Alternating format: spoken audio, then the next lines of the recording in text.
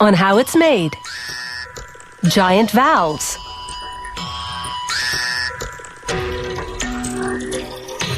Sardines.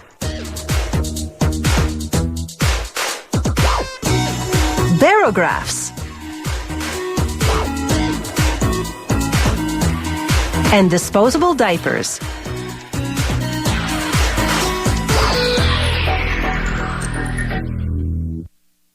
Valves control the flow of liquids and gases through pipes and tubes. They're so much part of our lives, we hardly think twice about them. But a faulty valve in an airplane or chemical plant could be catastrophic. Valves must be precision-made and trouble-free, whether it's small enough to fit inside the human body or as big as a car.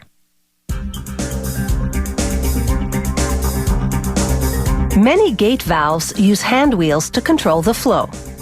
Turning this wheel opens or closes a gate or wedge inside the valve body.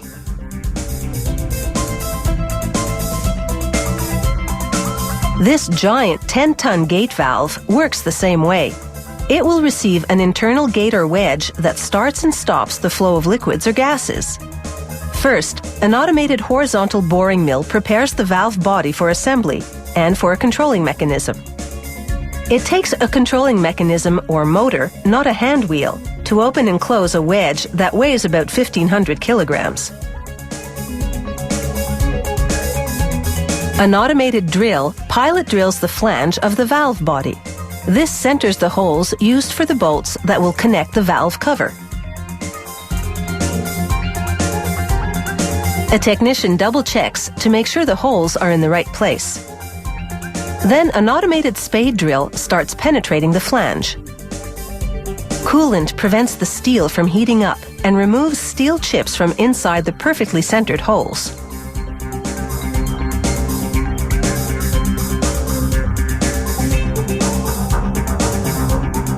Meanwhile, the wedge is ready. A propane torch preheats the wedge for the plasma arc welding machine. This machine hard faces the sealing surface of the wedge, a process that ensures minimal wear. Hard facing creates 3 rows of weld beads, which will be machined smooth. Before installing the wedge, a technician inserts a seat ring into the valve body. A seat ring helps ensure a precision fit with the wedge. The ring fits into the grooved body cavity. Then the technician sets another seat ring in place. Before the wedge goes in, a semi-automatic welding machine welds the 2 seat rings into place using a rotating positioner. Then a lapping machine inserted into the valve body polishes each seat ring to guarantee their finish is flat and smooth.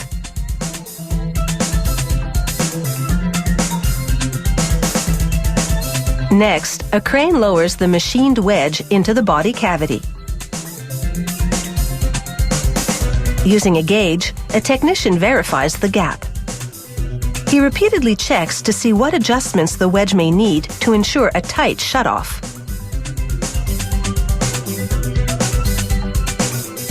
Another technician installs a sealer gasket to prepare the valve body for the cover or bonnet. Now he begins the final assembly. A fully adjusted wedge with a stem attached fits perfectly in between the 2 seat rings. This stem will connect to the controlling mechanism that opens and closes the valve. A crane lowers the bonnet with attached yoke assembly onto the body. Its studs fit exactly into the holes that were drilled into the valve's flange at the start.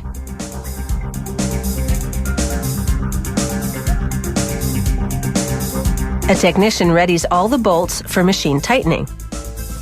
Then he greases the top part of the stem. He lowers the controlling mechanism onto the stem and he screws it into place until it's flush with the yoke, the top part of the bonnet. A technician then bolts the controlling mechanism onto the yoke.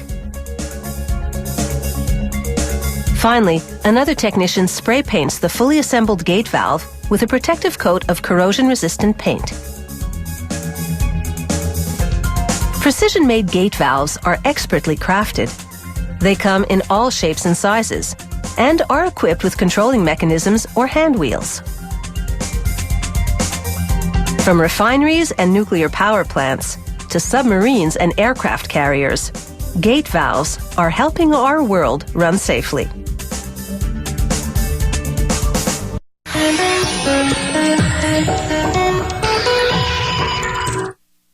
The health benefits of eating fish are always under study. Today, it's said that most fish, like sardines, are a good source of vitamins, minerals, and omega-3 fatty acids. If you want to make healthy eating choices, you need to stay informed, so seeing how these little guys end up on your kitchen table is a good way to start.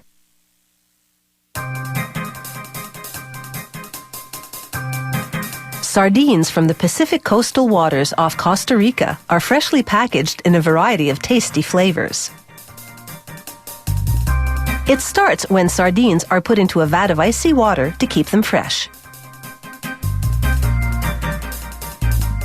The temperature of the fish must be kept below 5 degrees Celsius to avoid spoiling.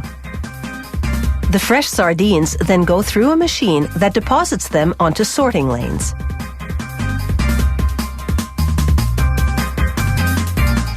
Each lane allows a certain size fish to fall through the gap onto a chute below.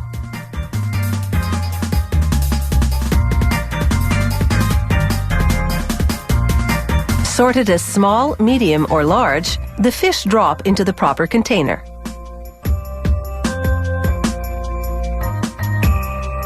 Then workers load a specific size of sardine into a machine that removes the scales. Removing the scales takes 3 to 11 minutes, depending on the size of the fish.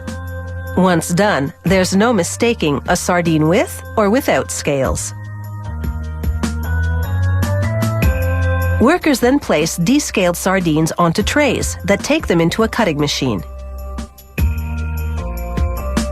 They arrange the sardines on the trays in such a way that blades inside the machine will cut off the heads and tails.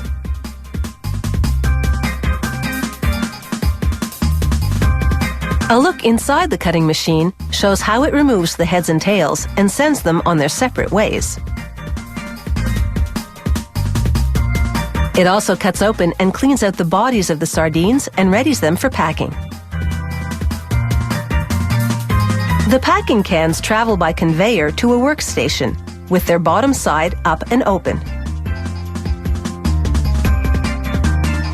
They fill the cans manually to decrease the possibility of introducing foreign matter into them.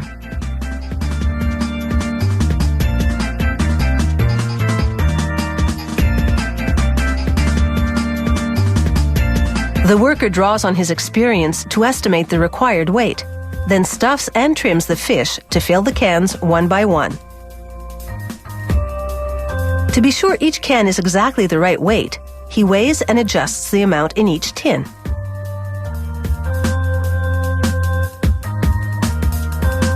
In only a matter of minutes, he completes a set of cans.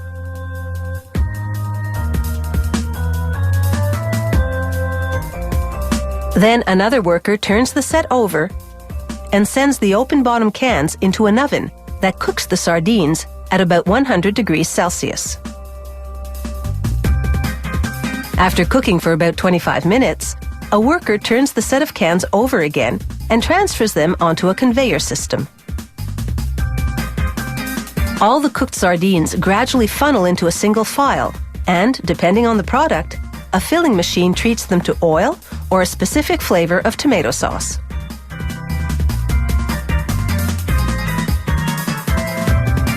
The filling machine overfills the cans with sauce, but a flute hidden inside the machine removes just enough sauce to put the lids on properly.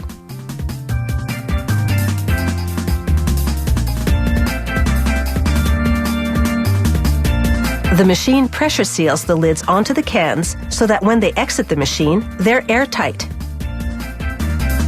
The traveling cans then enter a machine that washes them in about 90 degrees Celsius water and makes them spotless.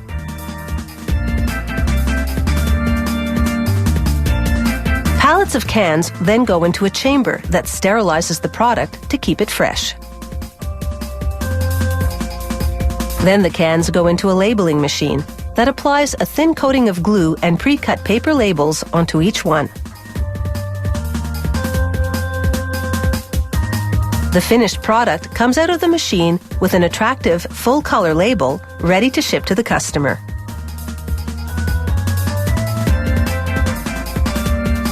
Sardines come in a variety of flavors with easy-to-open packages that maintain the freshness of the fish.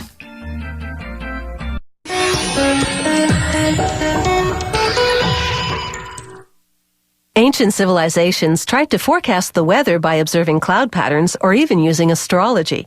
Today, we rely on instruments like the barometer or the barograph, which automatically records on paper variations in atmospheric pressure. High pressure indicates good weather, low pressure means bad weather is likely. This barograph has three main parts: the recording arm, the cells that react to atmospheric pressure, and a rotating drum.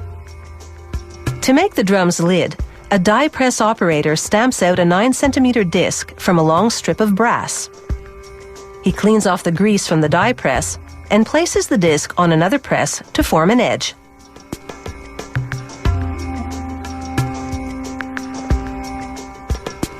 To make the drum, he cuts a 10-centimeter long cylinder from a brass tube. Next, he places the drum on an arm that rotates at high speed. He etches fine lines into the brass using steel wool.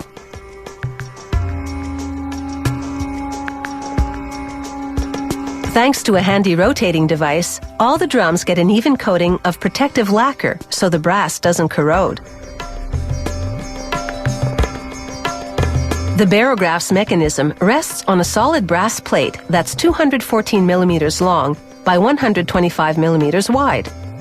A worker greases each one, then places them on a press that punches out holes for the fastening screws. Next, he places the plate in a metal holder and buffs it with a rotating polishing brush. He applies wax to the brush to help achieve a perfect mirror finish.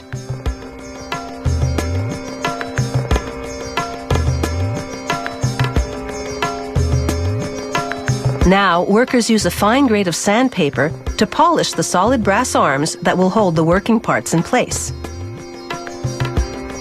Then they line them up on a board and buff them with the polishing brush. How do they get those parts so shiny? By washing off any machine grease before polishing them. Putting the barograph together is precision work. Laid out before the assembler are all the working parts she will need. She begins with an arm, inserts a brass screw, then sets in a second arm and attaches them to the base plate.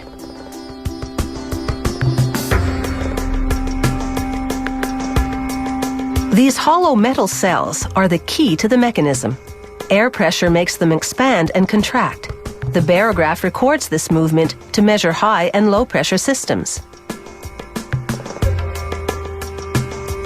The cell stack is put in place on the base plate. Then they add the lever system that connects the recording arm to the paper.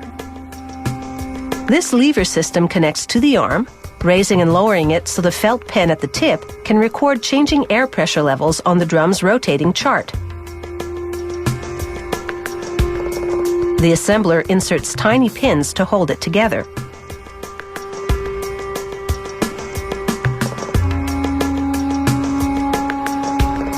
Inside the drum's base is a battery-driven quartz clock, which maintains a steady rate of rotation. Now she wraps the chart around the drum and attaches a brass clip to hold it in place. The drum rotates once over a 7-day period, so slowly that the movement is invisible to the naked eye. There's a gear system inside the drum, which rotates it once it's set on the axle. A brass screw holds it in place.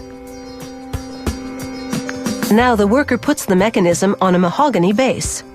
She screws it into place, then covers it with a glass and mahogany housing. Brass hinges and a closing mechanism hold the housing firmly in place and provide easy access. A quality controller places the barograph into a pressure-sealed chamber to check its accuracy. He compares the barograph's recordings to gauges outside the chamber that measure the changes in air pressure that he applies inside the chamber. This weekly chart shows hour-by-hour recordings of air pressure variations measured in hectopascals, a unit of atmospheric pressure. Barographs are available in a variety of designs, from modern to traditional brass and mahogany models that any sailor would be proud to own.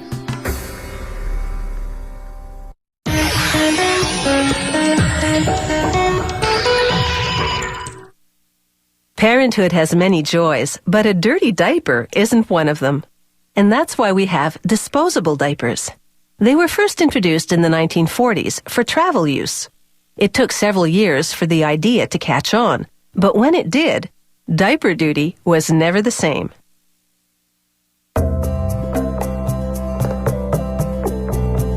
Many would say disposable diapers represent a change for the better, helping parents make the best of a messy business. They start with superabsorbent polymer particles which drop into a forming chamber. Pulp unwinds into the same chamber. A spray of water helps suppress any static electricity that could interfere with processing. Inside, the pulp mixes with the polymer particles. The result is this fluffy absorbent material that will be the diaper core. This rotating drum has a vacuum that shapes the fluffy material into padding. Another vacuum drum then merges the padding to a moving web of fabric.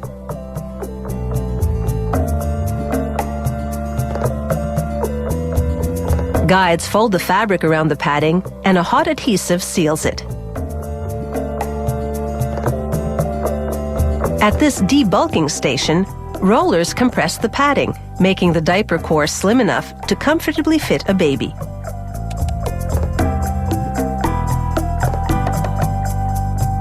A cylindrical cutter slices the diaper core to size.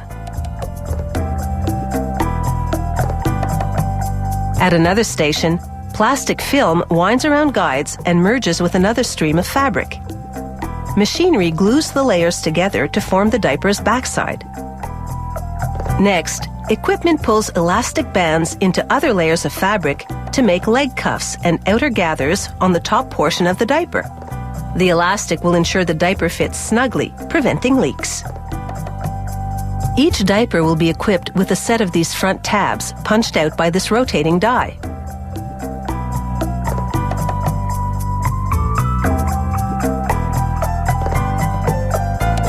This cylinder applies stretch side panels to the top part of the diaper, which has the leg cuffs and gathers.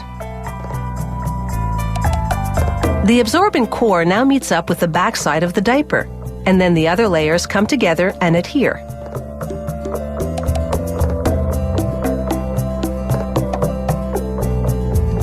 A computerized system monitors the assembly. Incredibly, it takes less than a quarter of a second for all the layers of a disposable diaper to be assembled.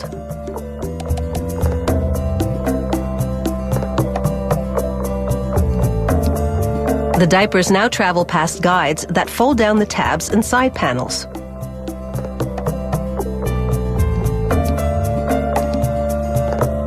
The diapers are then cut into individual units. Again, belted rollers compress the completed diapers. Paddles then fold them in half.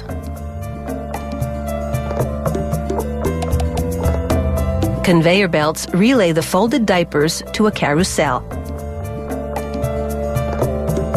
Finger paddles separate them and position them for packaging. Sensors count the diapers as they move towards compression arms that squeeze the required number together. A pusher swoops in to slide the diapers into a bag. Vacuum arms open the bags right on cue. Hot bars seal the package full of diapers. It then moves down the line to be packed into boxes for shipping. Each disposable diaper has a phenomenal capacity to absorb liquid, and the key is those polymer particles. They act as tiny gel sponges, expanding to hold many times their weight in fluid. Cut open a wet diaper, and you'll discover the liquid has turned the solid particles into gel. The proof is in the weighing. For example, this dry diaper comes in at about 45.5 grams. When it's wet, it weighs over 510 grams. And that's the bottom line.